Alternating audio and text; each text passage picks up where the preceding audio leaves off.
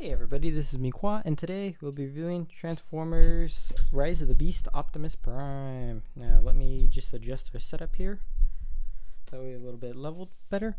And yeah, here he is, first and foremost. And yeah, he rolls. Hooray. His gun just sits back there. We could throw that off. And we'll begin with transformation, because, you know, why not? Alright. We'll undo the feet, fold that in. You want to, there you go, get the feet pulled like that. And then untap that, like so. Push those down. And then, yeah, these bits will be out like Earthrise Prime. You just want to push those in. You hear a little click, that's when this part sits in place. Fold that up, fold the wheels, so, fold that out, fold that out, move the arms out, move that out, lift the arm, again, same thing on the other side, lift, rotate, and then you want to push this down, push that up, like so. And there we go. There's transformation. Oh, separate the legs. Transformation for Rise of the Beast mainline Optimus Prime. And yeah. Alright, here's for a size comparison. Here's Earthrise Prime next to him. As you can see, he's a little bit on the shorter end. But I don't see that as a negative thing, and I'll get into why with this figure. And that is simply because, like, okay, I'm not gonna lie. This is probably the most messed with figure I've messed with this year by far. I keep messing with this thing.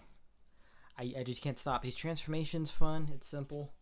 It has some, like, it's a hybrid of this and then the evasion mode Optimus Prime from Age of Extinction in terms of his engineering. And it's just so fun to transform, and he's also pretty fun to pose too, because his leg goes greater than 90. You got some pretty decent tiltage there. You can kind of get a little bit forward, quite a bit back, but the back's mostly transformation. You got a little wrist swivel here, and then the hands kind of bend in, but that's more due to transformation. Arms are greater than 90 on a single joint. You can get the arms moving up that far, and then the shoulders kind of do move. The shoulder piece kind of moves a little, but you can get your regular rotation out of it. So it's no Laser Prime situation here, or Blitzwing. If you detach this, you get an ab crunch, which actually does hold. So I think that actually was intentional.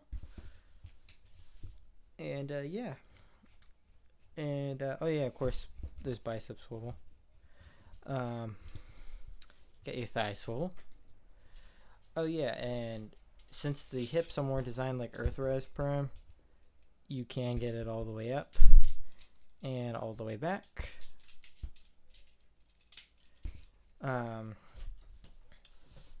In addition to that, you can move that, so then the skirt piece, so that way it does that. I personally prefer this, how they handled that, whereas Earthrise Prime just has the gap. Like, more figures should do this engineering wise. And one thing I do have to praise this is I feel like these pieces, while you can knock them back in, it's a lot harder to do with these than the Earthrise ones, which are pretty easy to knock back in. So, little point to this. And also, I feel like they fill the back of the legs better. But yeah. Now, you might be thinking, oh, there's a lack of paint on this. Let me show you what's painted and what's not. Oh, whoops. Let me show you what's painted and what's not. So what's painted is the toes right here, the shins here, that detailing in there, this black piece right here, the windows up here, the face, the whole head's painted because I believe it's just all translucent plastic, and that includes the eyes. The eyes are painted. The shoulder here, the red bits, is painted, at least on the front side.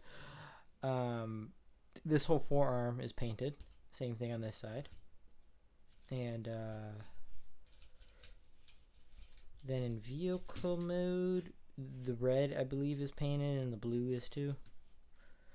So you got quite a bit that actually is painted. And since there's a main line, they have even less budget than the Studio Series or the regular Generations line does have. So yeah. And then let's take a good look at that head sculpt. Beautiful, beautiful head sculpt.